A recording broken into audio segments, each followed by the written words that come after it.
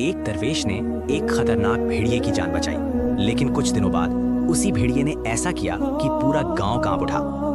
घने जंगल के किनारे एक छोटा सा गांव था और उस गांव से थोड़ा दूर एक पहाड़ी के पास एक दरवेश रहता था। वो दुनिया से दूर अल्लाह की इबादत में मग्न रहता, लेकिन उसका दिल इतना नरम था कि कोई भी मखलूक उसके पास आती तो वो खाली नहीं लौटती। एक शाम सूरज ढल रहा था। दरवेश अपनी झोपड़ी के बाहर बैठा था। तभी अचानक उसे झाड़ियों में हलचल सुनाई दी। वो उठा और धीरे धीरे उस तरफ बढ़ा। जैसे ही उसने झाड़ी हटाई, उसकी आंखें चौड़ी हो गईं। एक बड़ा भेड़िया जमीन पर गिरा हुआ था। उसके पैर में गहरा जख्म था और वो दर्द से कराह रहा था। दरवेश कुछ पल के लिए रुका।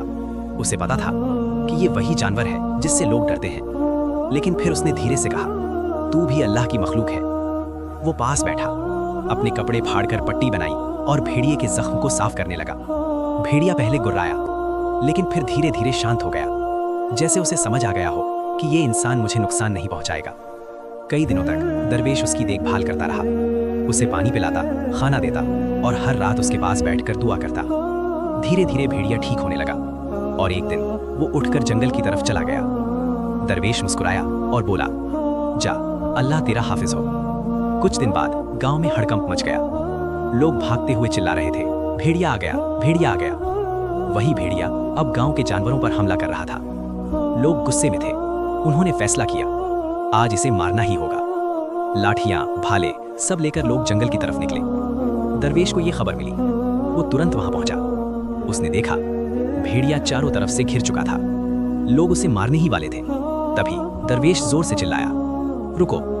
सबकी नजरें उसकी तरफ मुड़ी। एक आदमी गुस्से में बोला, तुम हट जाओ, ये खतरनाक जानवर है। दरवेश धीरे धीरे आगे बढ़ा और भेड़िए के सामने खड़ा हो गया। सब हैरान रह गए। वो बोला, इसने जो किया वो इसकी फितरत है, लेकिन मैंने जो किया वो मेरी फितरत है। लोग समझ नहीं पाए। एक आदमी बोला, इसने तुम्हारी मेहरबानी का बदला ऐसे दिया। दरवेश ने शांत आवाज में कहा, मैंने इसे बचाया, सौदा नहीं किया था। भीड़ कुछ पल के लिए खामोश हो गई। भेड़िया धीरे धीरे दरवेश के पास आया। सबको लगा अब ये उस पर हमला करेगा, लेकिन भेड़िया उसके पैरों के पास बैठ गया। उसकी आंखों में नरमी थी, जैसे वो पहचान गया हो कि ये वही है जिसने मेरी जान बचाई थी। लोगों के हाथ धीरे धीरे नीचे हो गए। गुस्सा शांत हो गया और उस दिन किसी ने उस भेड़िए को नहीं मारा। भेड़िया धीरे धीरे जंगल में चला गया और फिर कभी गांव में नहीं आया। रहम करना सौदा नहीं होता कि बदले में कुछ मिले। रहम तो वो होता है जो सिर्फ अल्लाह के लिए किया जाए।